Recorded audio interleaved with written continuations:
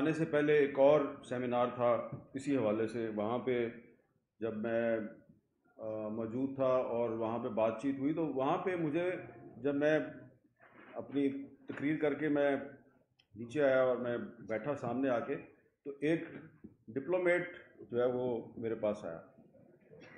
तो मैंने, क्योंकि अपनी तकरीर में अरशद शरीफ शहीद का जिक्र किया था, तो उसने मुझे कहा कि मैं आपसे कुछ बात करना चाहता हूँ। तो मैंने कहा करें। कहता है, no, I would like to talk to you in a corner. तो मैं चला गया उसके साथ कोने में। तो उसने मुझे ये बताया कि मैंने खुद कांटेक्ट करके, अभी अरशद शरीफ जब पाकिस्तान में थे, तो मैंने उनको कांटेक्ट करके कहा कि भाई, आप के लिए बड़े ख़तरात हैं, बड़े मुकदमे दर्ज हो रहे हैं, तो आप कोई अपना बंदोबस्त करें, मैं आपको फैसिलिटेट कर देता हूँ, आपका हम अर्जेंटली को वीज़े का बंदोबस्त कर देते हैं। तो अरशद शरीफ ने कहा कि हाँ, आप सही कहते हैं, लेकिन अभी मैंने फ़ैसला नहीं किया जाने का। तो ये बात मैं यहाँ पे इसलिए कर रहा हूँ कि यहाँ पे भी हमारे दोस्त बैठे हुए थे, आमिर मतीन और मालिक साहब भी। तो इन्होंने भी, वहाँ पे मैं भी मौजूद था, इन्होंने भी उसको मशवरा दिया था, काशिफ अब्बासी ने भी मशवरा दिया था कि आप अपने वीज़े वगैरह लगवा लें। लेकिन उसने कहा कि नहीं, मैंने पाकिस्तान से नहीं जाना, मैं इधर ही लड़ूंगा।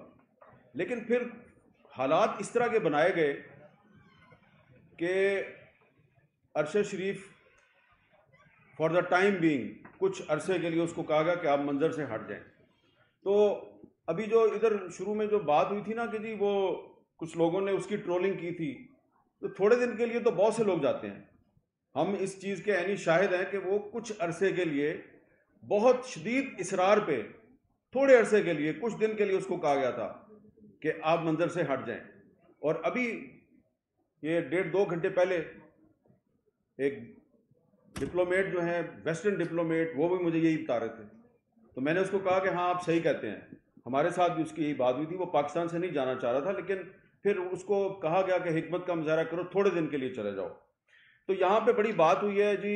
मैं ज़्यादा लंबी बात नहीं करूँगा। इधर एक हिकमत अमली बनाने की बात हुई है कि स्ट्रेटजी कैसे बनाई जाए कि अरशद शरीफ को इंसाफ कैसे दिया जाए। यहाँ पे इमरान रियाज साहब जो हैं, उन्होंने बिल्कुल सही कहा कि सियासतदान जो है वो तो इस काबिल नहीं है कि वो सहाफ़ियों की ज़िंदगी के लिए ख़तरात बने, लेकिन वो कभी कभी सहूलतकार बन जाते हैं। तो सियासतदान जो है उसमें वाकई जुर्रत तो नहीं होती, लेकिन वो अपनी कमज़ोरी और बुज़दिली की वजह से सहूलतकार ज़रूर बन जाता है। तो उसको सहूलतकार नहीं बनना चाहिए। हमारे यहाँ पे एक दोस्त ने भी बात की, सलीम साबी साहब ने, कि उन्होंने बहुत से नाम लिए, बहुत से सहाफ़ियों के नाम लिए कि अगर उनके मुकदमा कत्ल या उनकी शहादत की तहकीकात की जाती, उसमें हम अगर अपनी इत्तेहाद का मुजाहरा करते तो शायद अरशद शरीफ को भी शहीद ना किया जाता। इस हवाले से भी मैं आपको एक चीज़ बताना चाहता हूँ। जब 2016-17 में अरशद शरीफ शहीद ने इस्लामाबाद हाई कोर्ट में एक पिटीशन दायर की, और उनके वकील थे शबीर साहब, शायद उनका नाम था। तो उन्होंने एक पिटीशन दायर की कि जी जो हामिद मीर पे जो अटैक हुआ था, तो उसकी जो इंक्वायरी रिपोर्ट है वो पेश की जाए। अच्छा, अब मैंने जब वो अखबार में खबर पढ़ी, तो आमिर मतीन के घर में अरशद शरीफ को मिला। मैंने उसको कहा, यार आप ने पिटीशन दायर किया? कहते हैं हाँ जी की है। तो अब मैंने उसको पूछा, यार खैरियत है, आपने क्यों पिटीशन दायर? उसने कहा, जी किसी भी कमीशन का पता ही नहीं चलता, रिपोर्ट ही नहीं आती, तो कम से कम एक ये कमीशन है, इसमें सुप्रीम कोर्ट का चीफ जस्टिस जो है वो उसको हेड कर रहा था, उसकी सरबराही कर रहा था उस कमीशन की, तो ये रिपोर्ट तो आनी चाहिए ना। मैंने कहा चलो ठीक है। अब मैंने उस वक्त सोचा, माजरत से यहाँ पे हमारे पीएफयूजी की लीडरशिप भी मौजूद है, मैंने सोचा यार ये काम तो पीएफयूजी को करना चाहिए था, ये अरशद शरीफ कर रहा है। लेकिन शुक्र है कि आज अरशद शरीफ के मामले पे पीएफयूजी खामोश नहीं है। और एक बात मैं आपको मैं इसमें बहुत क्लियर हूँ, बड़ी मैं क्लैरिटी के साथ आपको बता रहा हूँ। आप जितनी मर्जी यूनिटी का मुजाहरा कर लें, आप यूएन को ख़त लिख दें, आप जाके हुकूमत वक्त के साथ सारे इकट्ठे होकर चले जाएं, जितना मर्जी प्रेशर डाल लें, बात वही है, 100 बातों की एक ही बात है। भाई अभी तक एफआईआर दर्ज नहीं हुई तो बात आगे कैसे बढ़ेगी? तो क्या हमारे पास कोई ऐसा रास्ता है कि एफआईआर भी दर्ज नहीं हो रही और सुप्रीम कोर्ट का चीफ जस्टिस जो है वो भी एक आज खुद नोटिस लेके और अब सिर्फ खानापूरी कर रहा है, और जो हाल है इस वक्त अदालतों का वो भी आपके सामने है, और जिन पर शक किया जाता है, अरशद शरीफ शहीद की वालदा ने जिन लोगों को नॉमिनेट किया है उनका भी आपको पता है। तो क्या हमें इंसाफ मिल सकता है? एक सवाल है। बहुत से लोग ये कहेंगे कि इंसाफ नहीं मिल सकता। मैं ये समझता हूं कि आपको इंसाफ मिल सकता है। कभी कभी ऐसा भी होता है कि इंसाफ जो है वो आपको हाई कोर्ट या सुप्रीम कोर्ट से नहीं मिलता, आप तारीख से इंसाफ तलब कर लेते हैं, और तारीख से इंसाफ तलब करना आपका हक है। और जब आपको हक ना मिले तो फिर हक को छीन लेना चाहिए। अब आप सोचेंगे कि ये हम इंसाफ कैसे छीने? इंसाफ छीनने के दुनिया में बहुत से जायज़ कानूनी तरीके मौजूद हैं। मैं आपको एक ऐसी तजवीज़ देने लगा हूं कि उस तजवीज़ पे अमल करते हुए दुनिया में पिछले 3-4 साल के दौरान बहुत से सहाफ़ी जिनको मुख्तलिफ ममालिक में in the line of duty उनको कत्ल कर दिया गया, तो उनके अहले खाना ने, उनके साथियों ने जद्दोजहद की, उनके मुल्क की अदालतों ने उनको इंसाफ नहीं दिया, लेकिन उन्होंने एक ऐसा रास्ता इख्तियार किया कि कातिल न सिर्फ बेनकाब हुए, बल्कि एक साथी ने लफ्ज़ इस्तेमाल किया, बल्कि उनकी नेमिंग भी हुई और उनकी शेमिंग भी हुई।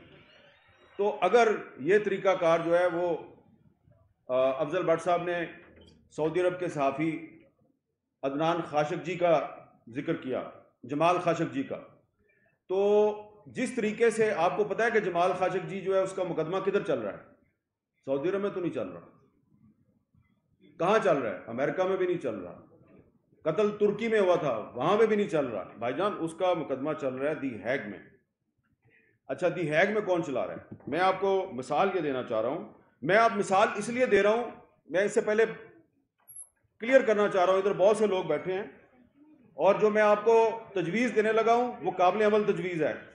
आपको किसी हुकूमत के पास जाने की ज़रूरत नहीं, किसी यूनाइटेड नेशंस के पास जाने की ज़रूरत नहीं। ये काम आपने खुद आप कर सकते हैं with the help of civil society, लेकिन इसके लिए जुर्रत और बहादुरी की ज़रूरत है, भागना नहीं है। काम आप कर लेंगे, भागना नहीं है इसके लिए। ये तरीका क्या है? ये तरीका बर्ट्रैंड रसल ने इख्तियार किया था। जब 1966 में बर्ट्रैंड रसल ने एक रसल कोर्ट कायम किया पीपल्स ट्रिब्यूनल के नाम से, वियतनाम में जो अमेरिका ने वॉर क्राइम्स किए, तो बर्ट्रैंड रसल ने उन वॉर क्राइम्स के खिलाफ एक प्राइवेट कोर्ट बनाई पीपल्स कोर्ट के नाम से। उस कोर्ट का ताल्लुक किसी हुकूमत से नहीं था। उस कोर्ट में दुनिया के बड़े बड़े जो कॉन्स्टिट्यूशनल एक्सपर्ट थे, रिटायर्ड जज थे, प्रोसिक्यूटर थे, सिविल सोसाइटी के एक्टिविस्ट थे, उनको बिठाया गया। उन्होंने बाकायदा प्रोसीडिंग की, गवाह आए, उन पर जरा हुई, और उसका जो रसल कोर्ट का फैसला है, उस फैसले के नतीजे में अमेरिका को वियतनाम में जंगी जराइम का मुजरम करार दिया गया। और जो रसल कोर्ट का जो फैसला था वो उसको किसी ने ये नहीं कहा कि जी ये तासुब पे मबनी फैसला था या हम इसको नहीं मानते। और उस रसल कोर्ट के फैसले के बाद अमेरिका वियतनाम से अपनी फौज निकालने पर मजबूर हुआ था। उस रसल कोर्ट को बाद में पीपल्स ट्रिब्यूनल का नाम दिया गया। और पिछले साल दी हैग में अदनान खाशकजी, एक श्रीलंकन जर्नलिस्ट और एक कोलंबिया के जर्नलिस्ट, इन 3 सहाफ़ियों की जो केस था उस पे एक पीपल्स ट्रिब्यूनल बनाया गया, उसकी प्रोसीडिंग शुरू हुई। फिर वो जो ट्रिब्यूनल था वो इन तीनों मुल्कों में गया और उसने उस ट्रिब्यूनल को सऊदी अरब में नहीं जाने दिया गया, लेकिन अदनान खाशिक जी की जो वाइफ हैं, जमाल खाशिक जी की जो वाइफ हैं, उन्होंने उस ट्रिब्यूनल के सामने आके अपनी स्टेटमेंट दी। तो इसमें यह नहीं होता कि आप अपना जो ज़ाती मौक़िफ़ है उसको आप फैसला बना के अनाउंस कर दें, ऐसा बिल्कुल नहीं होता। जिस तरह के एक कोर्ट का एक पूरा प्रोसीजर होता है, उस प्रोसीजर के मुताबिक चलता है सारा काम। उसमें जो जजेस होते हैं, इस पीपल्स ट्रिब्यूनल के जो जजेस होते हैं, वो या तो सुप्रीम कोर्ट के रिटायर्ड जजेस होते हैं या बहुत अच्छी इंटेग्रिटी और साख वाले प्रोसिक्यूटर्स होते हैं। तो उनकी तो पाकिस्तान में कमी नहीं है। तो अब आपने करना क्या है? आपको अगर सुप्रीम कोर्ट ऑफ पाकिस्तान से इंसाफ नहीं मिल रहा, हाई कोर्ट से इंसाफ नहीं मिल रहा, और अरशद शरीफ शहीद की फैमिली जो है उसको लोअर कोर्ट में जाके तारीख पे तारीख में उनको वहाँ पे पेश होना पड़ता है, और सबको पता है कि वहाँ से तो इंसाफ नहीं मिलेगा। तो हमने और आपने करना क्या है? बड़ा सिंपल है। आपने Pakistan federal union of journalist ने और दीगर जो स्टेक होल्डर्स हैं, आपने supreme court bar association, Pakistan bar council, human rights commission of Pakistan, reporters without border, committee to protect journalist और फ्री प्रेस अनलिमिटेड, इन सब के साथ मिलकर एक मीटिंग करनी है। ये इसलिए मैंने नाम लिए हैं कि जो दी हैग में जो पीपल्स ट्रिब्यूनल बनाया गया है, जो दुनिया के मशहूर सहाफ़ियों के कत्ल के मुकदमात की समाअत कर रहा है, उस पीपल्स ट्रिब्यूनल को बनाने में RSF, reporters without borders, CPJ और फ्री प्रेस अनलिमिटेड, इन 3 तंजीमों ने उनको इकट्ठा किया। और इन 3 तंजीमों के साथ अगर आपका राब्ता नहीं है तो मैं आपका राब्ता करवा देता हूँ। मैं खुद पिछले साल दी हैग में मुझे भी बुलाया गया था, मैं भी वहाँ पे गया था और मैंने भी वहाँ पे बात की थी। तो ये कोई मुश्किल काम नहीं है। आपने पीपल्स ट्रिब्यूनल बनाना है, आपके पास बहुत बड़े बड़े लॉयर्स हैं, आपके पास बहुत बड़े बड़े जजेस हैं, लेकिन उसमें होगा क्या कि उसको बिल्कुल उसी तरीके से चलाना है जैसे कि एक प्रॉपर कोर्ट चलती है। और उसमें आप अपना जो प्राइम सस्पेक्ट है, मुलजिम, जिसका आप सबको पता है मुलजिम कौन है, वो मालिक साहब ने एक मुलजिम का नाम लिया है, ठीक है, वो भी होगा, उसका नाम F से शुरू होता है। मेरा ख्याल है मुलजिम का नाम तो B से शुरू होता है। तो ठीक है, दोनों को हम मुलजिम समझ लेते हैं। तो जितने भी मुलजमान हैं, उन मुलजमान को बाकायदा हम समन भेजेंगे पीपल्स ट्रिब्यूनल की तरफ से। उनको खत लिखा जाएगा कि इतने फलां दिन इतने बजे फलां जगह पे हमारी समाअत होगी, हमारी प्रोसीडिंग होगी, आप आएँ और अपना मौक़िफ़ दें। अगर वो नहीं आते तो अपना वकील भेज दें। अगर वकील नहीं आता, इसका मतलब है गिल्टी।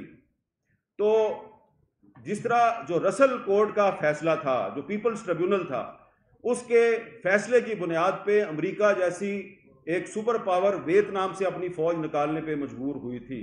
तो मैं समझता हूँ कि अगर आप पाकिस्तान में पीपल्स ट्रिब्यूनल बना दें और अरशद शरीफ शहीद का जो केस है उसको प्रॉपर तरीके से वहाँ पे आप चलाएं, तो उसके बाद ना सिर्फ अरशद शरीफ को इंसाफ मिलेगा, बल्कि उसके बाद सलीम शहजाद को भी इंसाफ मिलेगा, मूसा खान खैल को भी इंसाफ मिलेगा, और हयातुल्लाह खान समेत उन 160 मीडिया वर्कर्स को भी इंसाफ मिलेगा कि जिनको आज तक इंसाफ नहीं मिला, जिसका जिक्र अफजल भट्ट साहब यहाँ बार बार कर रहे थे।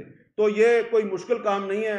इसके लिए किसी हुकूमत के पास जाने की ज़रूरत नहीं है, किसी यूनाइटेड नेशंस के पास जाने की ज़रूरत नहीं है। ये काम आप कर सकते हैं, हम हाजिर हैं आपका ये काम करने के लिए, लेकिन इसके लिए आपको सिर्फ थोड़ी सी जुर्रत और थोड़ी सी बहादुरी की ज़रूरत है। बहुत बहुत शुक्रिया।